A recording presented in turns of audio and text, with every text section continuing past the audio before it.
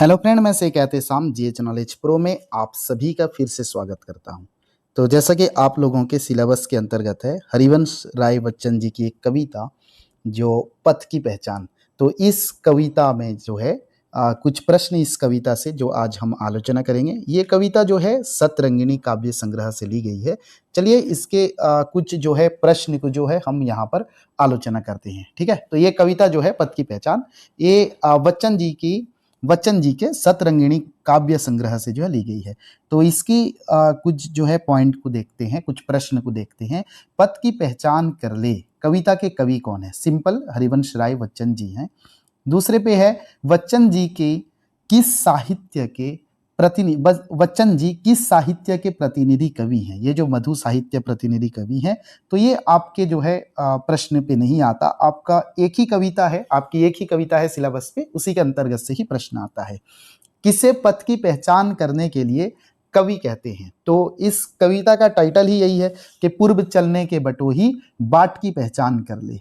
तो किसे पथ की पहचान करने के लिए कवि कहते हैं? पथिक को कहते हैं, बटोही को या हर पथिक को बोलते हैं कि जिस जीवन पथ पे तू जा रहा है उससे पहले उसकी संज्ञान कर लेना, उसकी जानकारी ले लेना। इसके बाद जो है कुछ प्रश्न भी मैं आलोचना करूंगा जो आपका OSSTT और CBT पे आता है, उसको भी आलोचना करेंगे।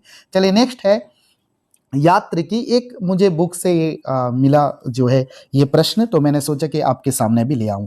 यात्र की कहानी किसमें नहीं लिखी गई है?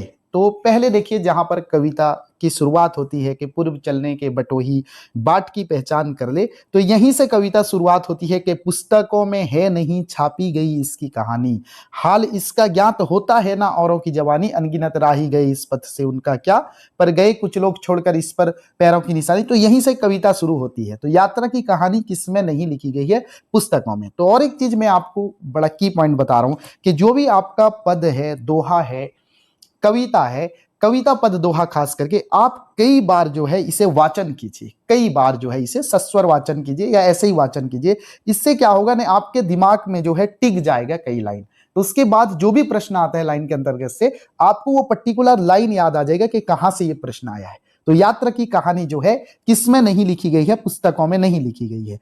असंभव समझकर क्या करने के लिए कवि कहते हैं, जब हो असंभव, ये यह बुरा है या अच्छा, व्यर्थ है इस पर दिन बिताना, ऐसा एक लाइन है, देखना, यह बुरा है या कि अच्छा, व्यर्थ दिन इस पर बिताना, जब असंभव छोड़ यह पथ दूसरे पथ पर जाना। दो मीनिंग इसका। तो असंभव समझकर क्या करने के लिए कवि कहते हैं? दूसरे पथ को अपनाने के लिए। या फिर आपको अगर कभी लगता हो कि यह पथ छोड़कर दूसरे पथ पर जाना भी असंभव है, तो वही पथ को भी सरल समझिए, क्योंकि उसके आगे का लाइन है, देखना, तू इसे अच्छा समझ, यात्रा सरल इससे बनेगी कि जिस पथ पर हम बढ़ना चाहते हैं, बढ़ रहे हैं, उसे अच्छा समझेंगे और उसका जो है हमें ज्ञान होगा, तभी जो है हमें मंजिल मिलेगी।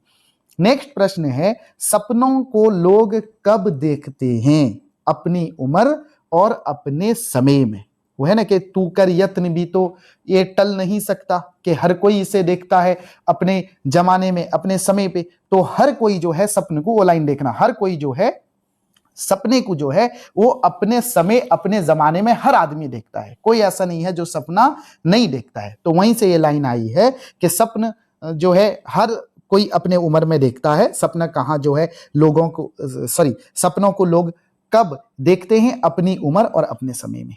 नेक्स्ट है, सपने कहाँ ध्येय होते हैं? क्या है न, सपने जो है ये कहाँ ध्येय होते हैं? वो लाइन देखना कि ये उदय होत लिए कुछ ध्येय नयनों के निलय में। वो उसके पहले जाके तू कर यत्न भी मिल नहीं सकती सफलता, ये उदय होते लिए कुछ ध्येय के निलय में, के ये कुछ उद्देश्य लेकर नयनों के निलय में जो है उत्पन्न होते हैं। तो सपनों को लोग कब देखते हैं? अपनी उम्र, अपने समय में। सपनों को बोलते, कौन कहता है कि सपनों को ना आने दे हृदय में? देखते हैं सभी ने अपने समय, अपने जमाने में।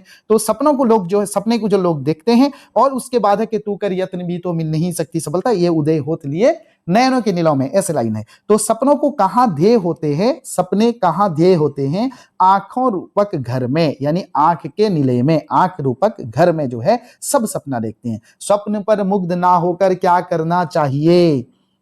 वहां पर आगे लाइन देखना, किंतु सपन पर ही मुग्ध ना हो, उसका पहला मैं भूल रहा हूं। सपने के जग के पथ पर अगर सपने हैं दो, तो सत्य दोषो, लिखा हुआ कि जग के पथ पर अगर स्वप्न है दो तो सत्य 200, स्वप्न पर ही मुग्ध ना हो सत्य का भी ज्ञान कर ले। तो स्वप्न पर मुग्ध ना होकर क्या करने को कवि कहते हैं? सत्य का भी ज्ञान कर लेने को कहते हैं। अगर सपना जितना है सत्य उसका 100 गुना है। हमें लगता है कि मंजिल तक पहुंचना है, ये रास्ता है, मंजिल तक पहुंचना आपका सपना है, लेकिन उसके पीछे जो रास्ते की कहानी है, रास्ते पे हर जगह पे लेकिन है अनिश्चित किस जगह पर सरित गिरी गौहर मिलेंगे, है अनिश्चित किस जगह पर बागवन सुंदर मिलेंगे, है अनिश्चित कहां पर जो है अच्छा मिलेगा, कहां खराब मिलेगा, कौन सहसा छूट जाएगा, कौन मिलेगा सहसा। तो हर चीज जो है जिस समय मंजिल के पथ के मंजिल को पाने के लिए आगे बढ़ते हो तो कुछ चीज ऐसे अनिश्चितता के साथ आती है। तो इसलिए यहां पर लिखा है कि स्वप्न आता, स्वप्न पर मुग्ध ना होकर क्या करना चाहिए? न सत्य का भी ज्ञान कर लेना चाहिए।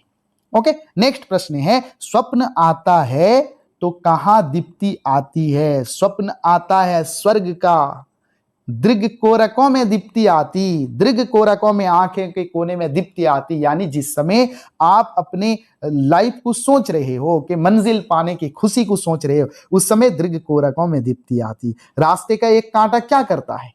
ने उसके बाद लिखा हुआ देखना कि स्वप्न आता स्वर्ग का, दृग कोरकों में दीप्ति आती, फिर उसके बाद रास्ते का एक कांटा नहीं लिखा होगा कि पंख लग जाते पगों में, ललकती उन्मुक्ति छाती, रास्ते का एक कांटा पांव का दिल चीर देता है।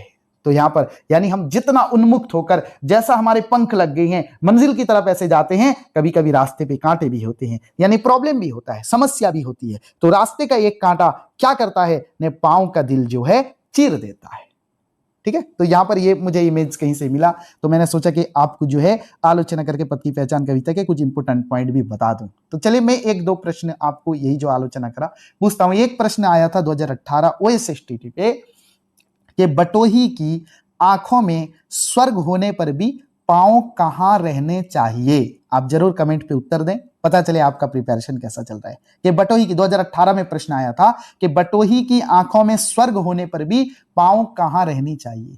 और 2019 में एक प्रश्न था वो OSSTT पे कि बटोही को स्वप्न पर मुग्ध ना होकर किसका ज्ञान कर लेना चाहिए? स्वप्न पर मुग्ध ना होकर किसका ज्ञान कर लेना चाहिए? ये दोनों प्रश्न का उत्तर जरूर दें। मेरे पास सारा प्रश्न 2018 से लेकर अब तक जितना OSSTT CBD RST हुआ सारे प्रश्न हैं। ठीक है, और एक प्रश्न आपको पूछ लूं कि 2025 जो आपका LTR हुआ था उससे प्रश्न था कि कवि जिस पथ की पहचान की बात कर रहे हैं वो कौन सा पथ है? वो कौन सा पथ है? इसका आंसर भी दे जरूर आप लोग। वो पथ क्या है? जीवन यात्रा का पथ है। तो बाकी दो प्रश्न का आंसर जरूर दें। ठीक है, सारे प्रश्न हैं, उम्मीद करता हूं आपका प्रिपरेशन बहुत अच्छा चला होगा। ठीक है, तो चलिए फिर मिलते हैं नेक्स्ट किसी वीडियो में आप लोगों के साथ। तब तक के लिए आज्ञा दीजिए। जय हिंद।